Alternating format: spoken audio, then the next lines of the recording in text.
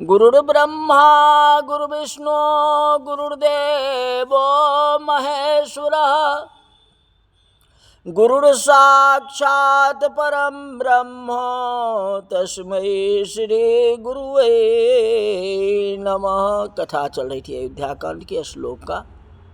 बताया था जो भला बुरा सबको सुन लीजिए, भली बनी आए सबूरी में, मन लागो मेरो यार फकीरी में।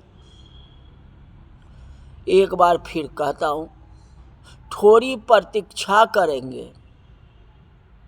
तो तुरंत आपको जीवन में अनुभव होगा। आपको कोई बुरा कहे तो थोड़ी धैर्य धारण करो, घबराओ नहीं। आपको उसके लिए अच्छा बोलना है, कड़वा नहीं बोलना है। कोई चारा नहीं है। कोई आपको बहुत अच्छा कहे तो सावधान हो जाओ। हो सकता है हमारी भूल होगी, तब स्नेह से वह खराब भी बोलेगा। तुलसी जी सद्गुण उसे कहा कि न तो गुणों को देखो न अवगुण को देखो, इन दोनों को देखना ही नहीं। यह तुलसीदास जी की व्याख्या है। गुण अवगुण सबके होई, गुण अवगुण सबके पास रहता है, क्योंकि यह सांसारिक वस्तु है। संत तो उनके भी ऊपर है, गुण को भी देखते हैं और अवगुण को भी देखते हैं, दोनों को देखते हैं। जो काम करना है वह काम करते हैं। शंकराचार्य जी में कितनी श्रीमंत स्थित होगी।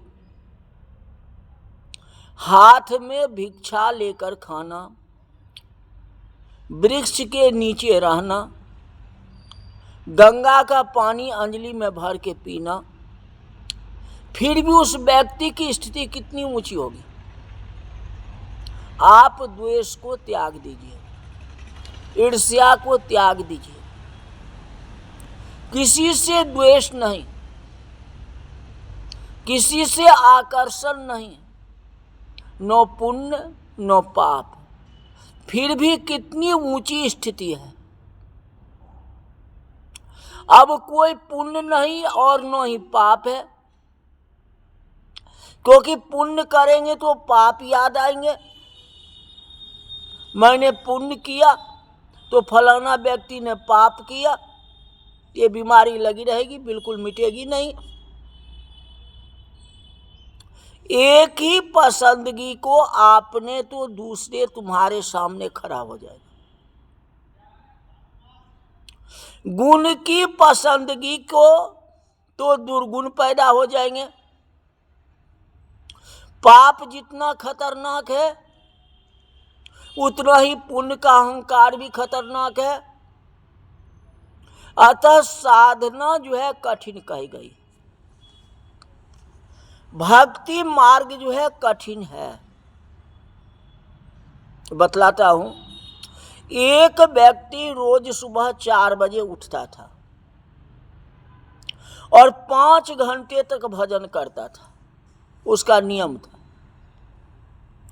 एक बार ऐसा हुआ कि रात को देर से सोए तो सब सुबह जो है जल्दी उठ नहीं पाया। घर में अकेला था, कई बार 4:30 पौने 5 बज जाते थे, तो एक व्यक्ति उसे जगाता था। वह व्यक्ति सोचता था कि घर में अकेला हूं तो कौन मुझे जगाता है,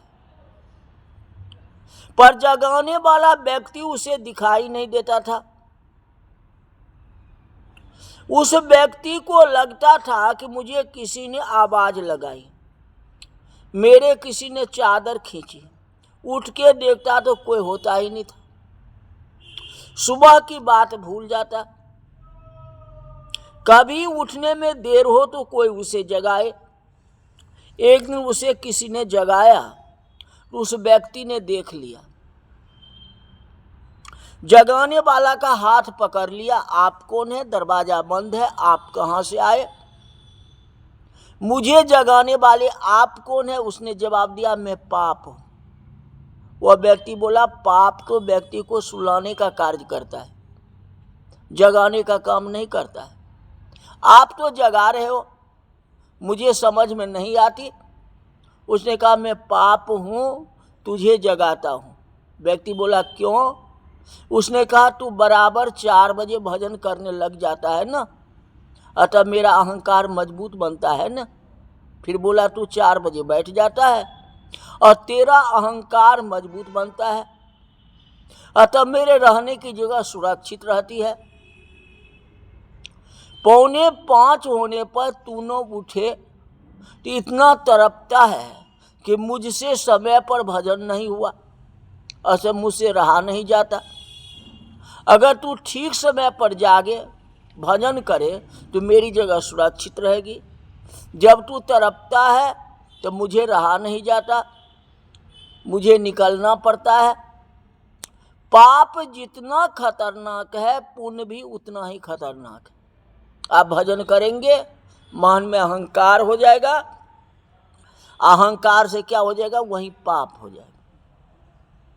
आपने जीवन में सहज बन जाए तो बात अलग है। रावण उतना बड़ा विद्वान था, पंडित था, क्या नहीं समझता था? सब समझता था। अब भगवान का भक्ति भी उतना करता था शिव जी को। ये 10 शीशे चढ़ाता था, इसलिए तो दशानन उसका नाम पड़ा। हाँ, लेकिन मन में अहंकार था। अहंकार ही तो पाप होता है ना। उठना, भजन करना, सो जाना, यही सब यदि सहज हो गया तो ठीक है।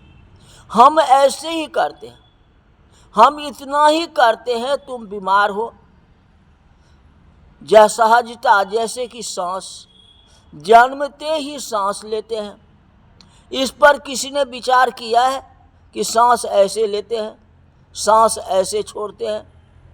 हरि स्मरण जब सहज हो जाए तो तब तुम मीरा हो, तब तुम कबीर हो गए, तब तुम गुरु नानक हो गए।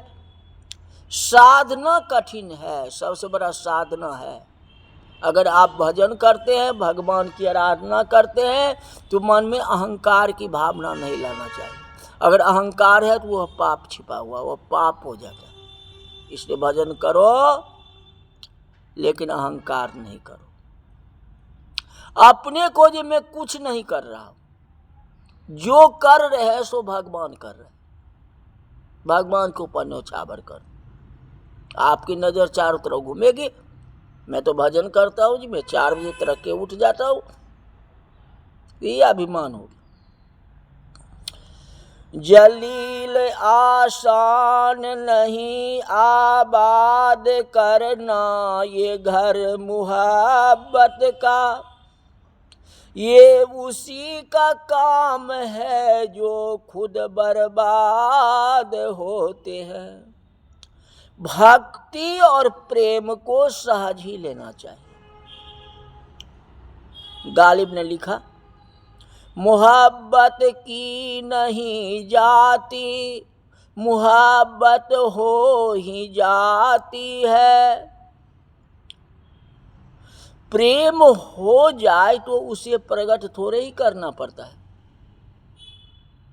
ये शोला खुद भड़कता है, उसे भड़काया नहीं जाता है।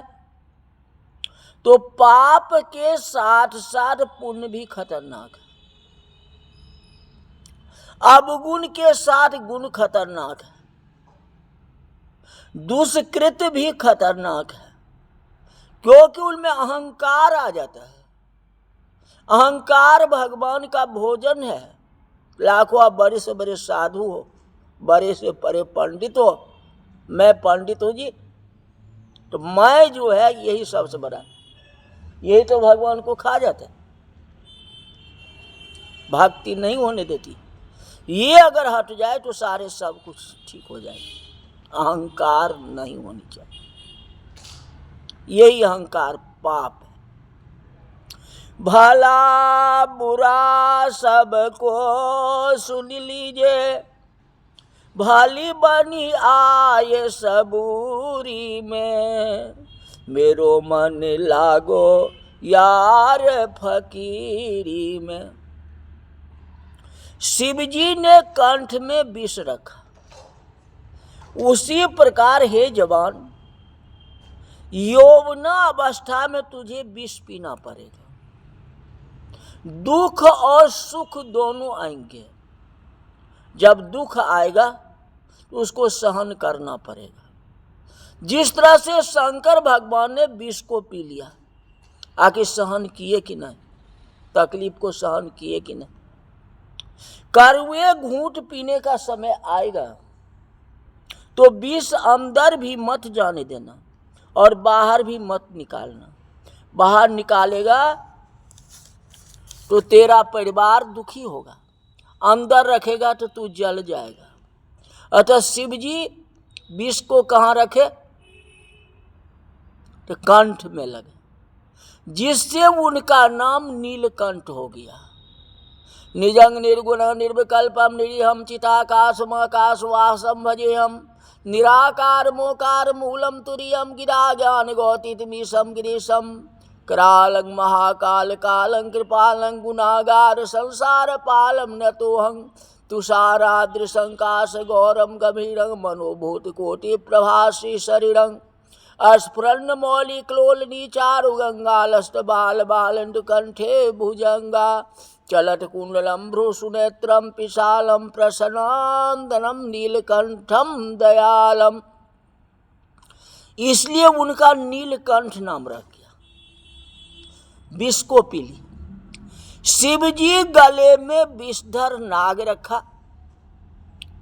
कहते उसी प्रकार है जवान, अलंकारों को विषधर नाग समझना। शिव जी ने अंग पर भस्म लगाई है तो जवान याद रखना कि एक बार भस्म हो जाना है। इस प्रकार शिव जी ने वंदना की। चिंतक कहते हैं शिव स्तुति से नौजवान को कितना अच्छा मार्गदर्शन दिया। दूसरे मंत्र में है राम जी की वंदना करते हैं। शिव जी का तो सुन लिए ना, शिव जी जैसे बनो ने।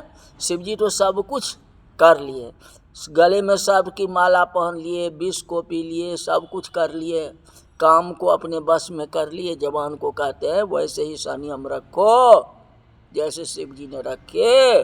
अब राम जी का वर्णन करते हैं। प्रसन्नताम यान गताभिषेक अस्तथा न मामले बनवास दुखदः मुखाम्बुज श्री रघुनंदस्य में सदास्तु सा मंजुल मंगल प्रदाम। राज अभिषेक की बात सुन के राम के चेहरे पर प्रसन्नता नहीं आई। वनवास की बात सुनकर के ग्लानि नहीं हुई, तकलीफ नहीं हुई। दोनों परिस्थिति में राम एक प्रकार की स्थिति में रहे। राम घबराए नहीं। जिस तरह भगवान राम जी घबराते नहीं, उसी तरह हम लोग को घबराना नहीं चाहिए। ऐसे मर्यादा पुरुषोत्तम राम जी को मैं प्रणाम करता हूँ, स्तुति करता हूँ। नीलाम्बुजस्यामल कोमलांगम सीता समारोपित वाम भागम पानवो महासायक चारु चापम नमामि रामं रघुवंश नाथम। जिसके हाथ में सारंग शोभित होता है, ऐसे राम और सीता के चरण कमलों को तुलसीदास जी नमस्कार करते हैं। अयोध्या कांड शुरू होता है। श्री गुरु चरण सरोज रज निजी मन मुकुर सुधार बरनो रघुबर बिमल जस जो दायक फल चार। गुरुदेव के चरण रज में अपने मन रूपी दर्पण को स्वच्छ करके श्री राम का गुणगान करके आगे बढ़ रहा हूँ। तुलसीदास जी कहते हैं कि ये चारों पदार्थों को देने वाले हैं। तुलसीदास जी को विश्वास है गुरु की चरण रज में मन विशुद्ध करके प्रभु के गुणगान करें तो उसे चारों पदार्थ की प्राप्ति होती है, अर्थ धर्म काम और मोक्ष। ऐसा कहके अयोध्या कांड की प्रथम चौपाई लिखी। जब ते ब्याही राम घर आए, अनित नव मंगल मोद बधाई। अब विवाह करके भगवान जी अयोध्या आ गए हैं। अयोध्या में भगवान की आरती हो रही है, न्योछावर हो रही है, खुशियां मनाई जा रही है। अब क्या होंगे ये कथा कल बताएंगे, आज की कथा यही तक रही। बोल जा रामचंद्र भगवान की जय।